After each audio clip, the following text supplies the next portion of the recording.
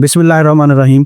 जी हाँ, तो आज का हमारा मौजू है यूट्यूब चैनल का आगाज़ करना, यानी कि यूट्यूब ऑटोमेशन। तो 2025 का आगाज़ होने वाला है और बहुत सारे अफराद इसको 2025 में ही मेरी इस वीडियो को देख रहे होंगे। तो ये मौजू एक ऐसा मौजू है जिसके ऊपर हर यूट्यूब देखने वाला जो है यूट्यूब चैनल का आगाज़ करना चाह रहा होता है।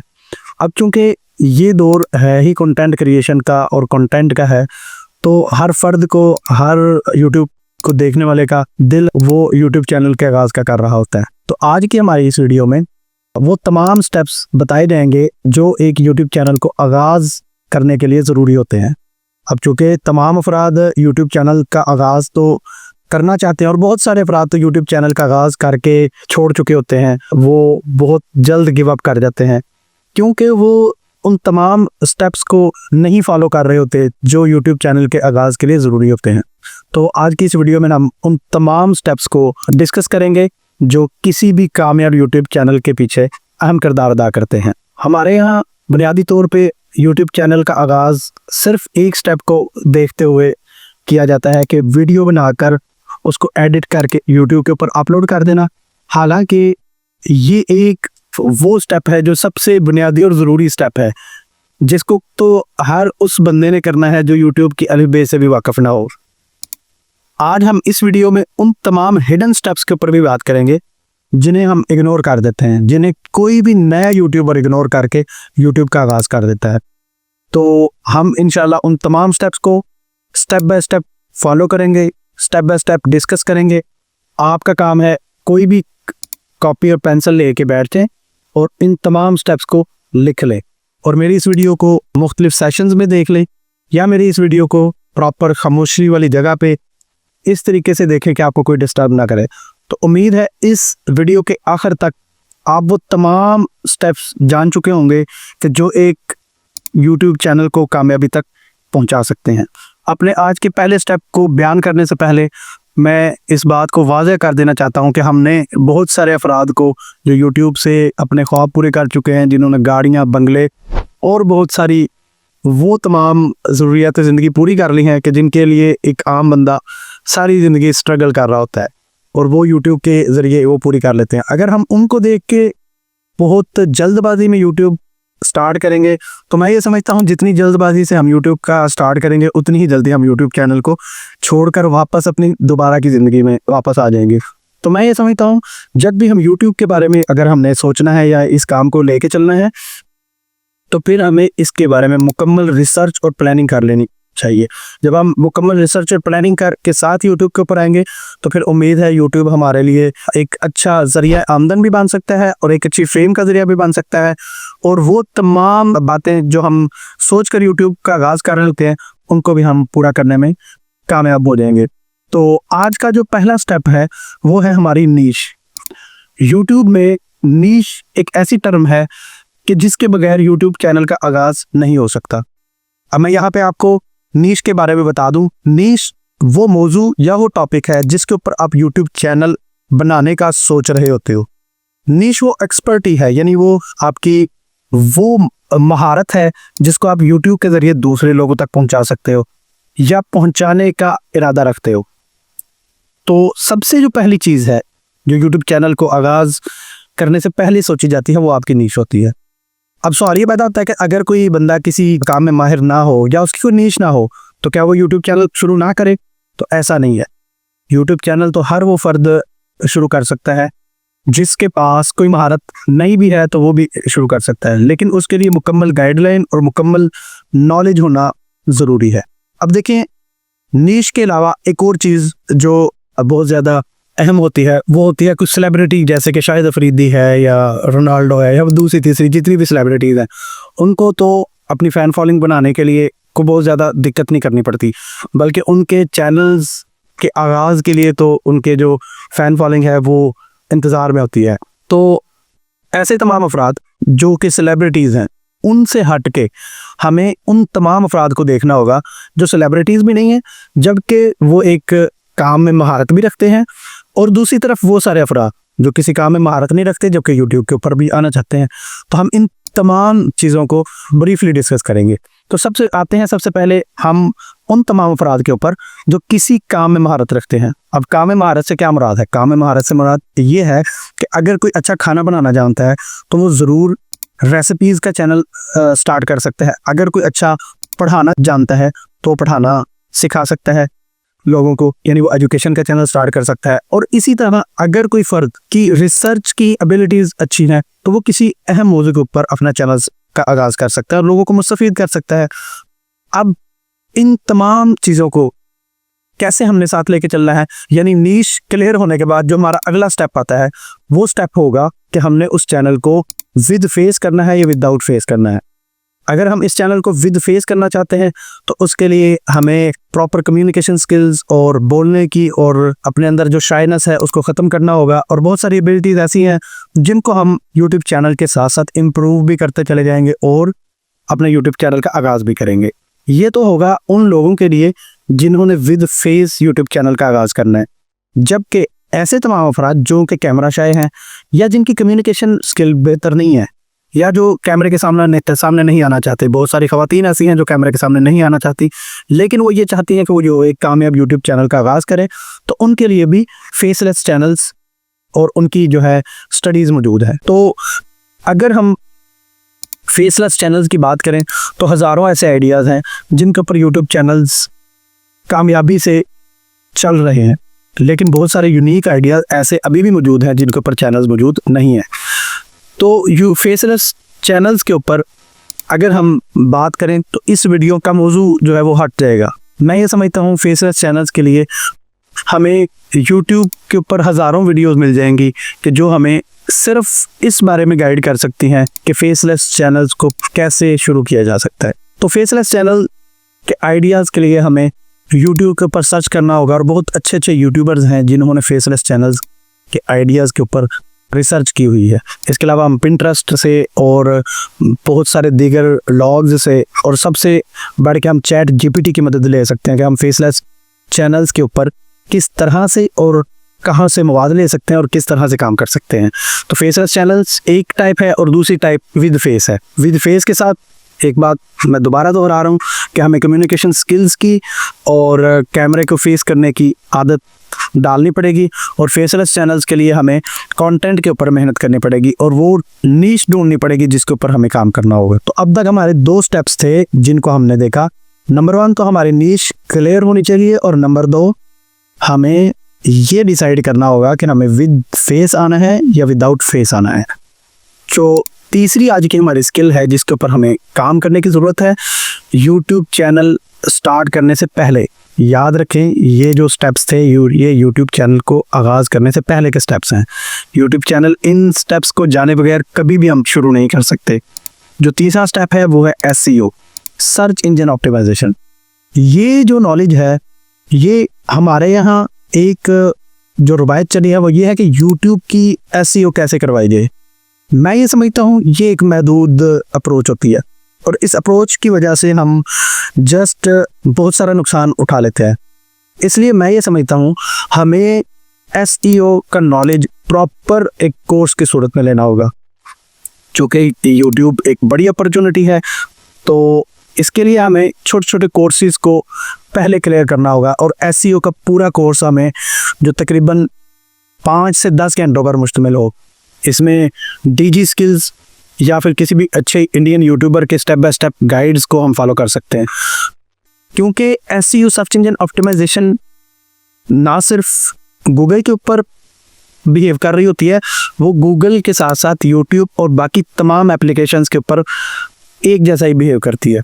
इसलिए मैं समझता हूँ कि जो आपके चैनल की रैंकिंग है वो गूगल में भी आए और वो दूसरी एप्लीकेशंस के साथ भी हम अगर सर्च करें तो हमारी वीडियो वहाँ पर भी रैंक करें। तो SEO का नॉलेज हमें प्रॉपर लेना होगा और उसके बाद हमें जो अगला स्टेप है उसकी तरफ मूव करना होगा। तो दोस्तों अब तक हमारे 3 स्टेप मुकम्मल हुए हैं यूट्यूब चैनल के आगाज़ से पहले, यानी कि पहला नीश क्लियर करनी है और दूसरा हमने अपने फेस या विदाउट फेस इसका फैसला करना है और तीसरा SEO का नॉलेज। SEO मैं ये नहीं कह रहा कि आप SEO ब्लॉगिंग या दूसरी एक्सपर्ट लेवल की, लेकिन SEO का नॉलेज हमें मुकम्मल होना चाहिए, ताकि हम उन तमाम टर्मिनोलॉजीज़ का हमें इल्म हो, या सर्च इंजन्स किस तरह से बिहेव करते हैं सर्च क्यूरीज़ को, हमें उन तमाम बातों का यूट्यूब चैनल के आगाज़ से पहले पता होना चाहिए। तो तीसरा के बाद जो हमारा अगला स्टेप है वो स्टेप होगा हमारा कॉपीराइटिंग का। मैं समझता हूँ यूट्यूब के लिए ये सबसे अहम है, क्योंकि हमारी फील्ड भी कंटेंट की है, और इस फील्ड में कंटेंट सारे का सारा हमारा अपना नहीं होता। हमें म्यूज़िक की भी ज़रूरत होती है, हमें साउंड इफ़ेक्ट्स की ज़रूरत होती है, इसके अलावा हमें ग्राफिक्स की ज़रूरत होती है। मेरी इस वीडियो में अब तक के जितने ग्राफिक्स हैं, इनमें से मेरी वीडियो के अलावा बाकी तमाम ग्राफिक्स, तमाम साउंड इफ़ेक्ट्स, हत्ता कि यूट्यूब का जो सब्सक्राइब का बटन है वो भी हमने ऑनलाइन वेबसाइट्स के ज़रिए से लिया, और वो हमने कॉपीराइटिंग का नॉलेज मुकम्मल हासिल करके तो उसके ज़रिए से हमने हासिल किया।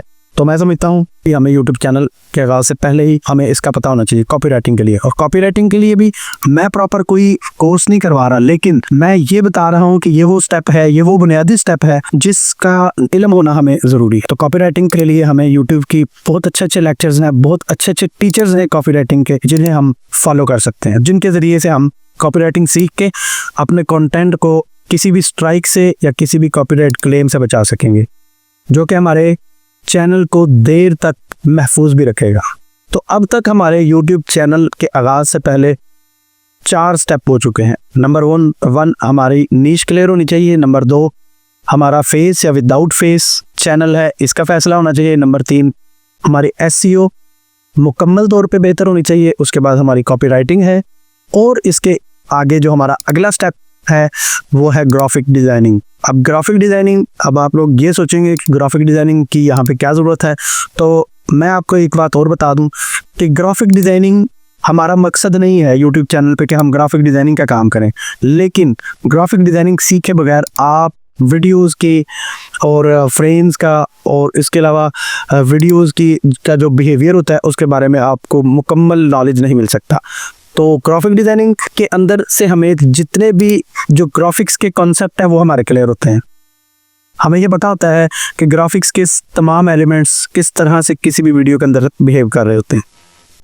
इसके अलावा ग्राफिक डिज़ाइनिंग को सबसे अहम जो काम है वो तो थंबनेल मेकिंग है, लेकिन थंबनेल मेकिंग के अलावा भी बाकी तमाम चीज़ें जो है वो ग्राफिक डिज़ाइनिंग से ही हमें मिलती है। हमारा जो बेसिक नॉलेज होता है वीडियो एंड ग्राफिक्स के बारे में वो ग्राफिक डिज़ाइनिंग से ही आगाज़ होता है। यानी अगर मैं बात करूं ग्राफिक डिज़ाइनिंग में, तो उसमें हम graphics elements, shapes, gradient, vectors, selection, transformation यानी कि scaling and sizing, typography, masking, layers, mesh, blend, fill, outlines, ये वो तमाम कॉन्सेप्ट है जिन्हें हम ग्राफिक डिज़ाइनिंग से ही सीख सकते हैं। और इन कॉन्सेप्ट्स को सीखने के बाद जब हम वीडियो एडिटिंग की फील्ड में आते हैं तो हमें वीडियो एडिटिंग में इन तमाम कॉन्सेप्ट के बाद हमें बहुत अच्छे से समझ आ रही होती है। हम इन कॉन्सेप्ट के सहारे से हम अपनी वीडियो एडिटिंग की स्किल्स को भी बेहतर बना सकते हैं।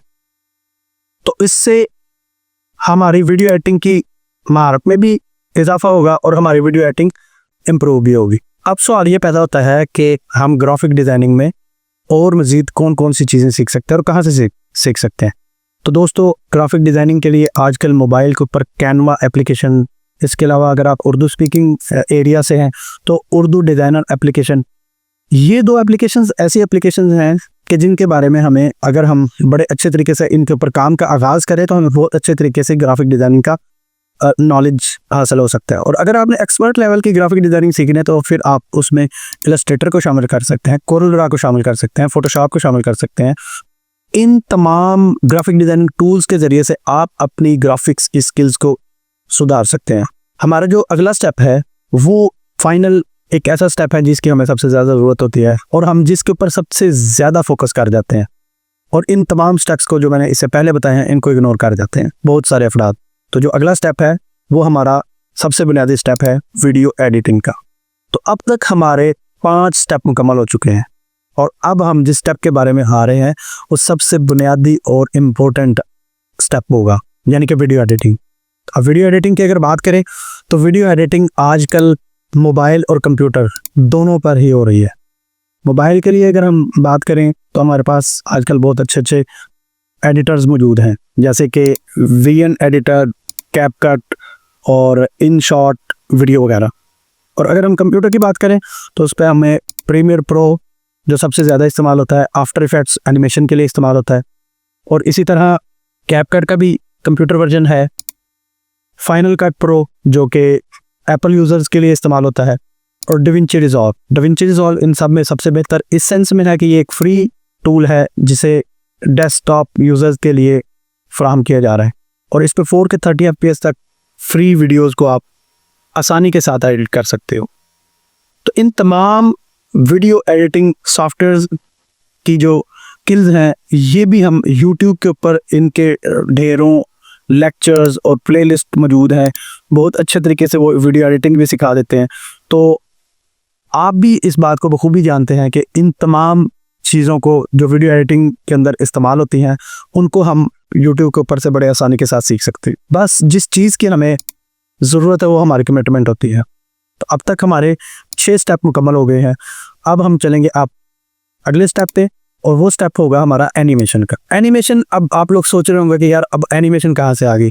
तो दोस्तों एक चीज़ जहन में रखिएगा कि एनिमेशन इस्तेमाल तो नहीं होती, लेकिन एनिमेशन के नॉलेज के बगैर भी हमें वीडियो एडिटिंग की सही से समझ नहीं आ सकती। यानी कि अगर हम वीडियो के आगाज़ के ऊपर अपना इंट्रो बनाना है, अपने नाम का लोअर थर्ड बनाना है, यानी वो जो नीचे नाम आता है, इसके अलावा वीडियो के एंड पे आउट्रो बनाना है जिसको हम आउट्रो या वीडियो का एंड बोलते हैं, ये तमाम एनिमेशन के नॉलेज के साथ आती है और ये वीडियो एडिटिंग के जरिए सही होंगे। लेकिन मैं ये समझता हूँ कि वीडियो एनिमेशन का नॉलेज भी हमें इसी तरह से ज़रूरी है जिस तरह से हमें ग्राफिक डिज़ाइनिंग का नॉलेज ज़रूरी है। तो एनिमेशन को सीखने के लिए कैनवा के ऊपर आप जो उसका एनिमेशन वाला सेक्शन है उसको सीख सकते हैं। मेरी स्क्रीन पर भी वो सेक्शन दिखाया जा रहा होगा कि वो कौन सा सेक्शन है, वहाँ से आप एनिमेशन के थोड़ा थोड़ा करके सीख सकते हैं और वहाँ से आपको थोड़ा सा नॉलेज होगा कि हमें एनिमेशन क्यों सीखनी है। इसके ज़रिए से आप ट्रांजिशंस भी बना सकते हैं और बहुत सारी वीडियो एडिटिंग के वो तमाम कॉन्सेप्ट जो हमें समझ में नहीं आ रहे तो हमें एनिमेशन के बाद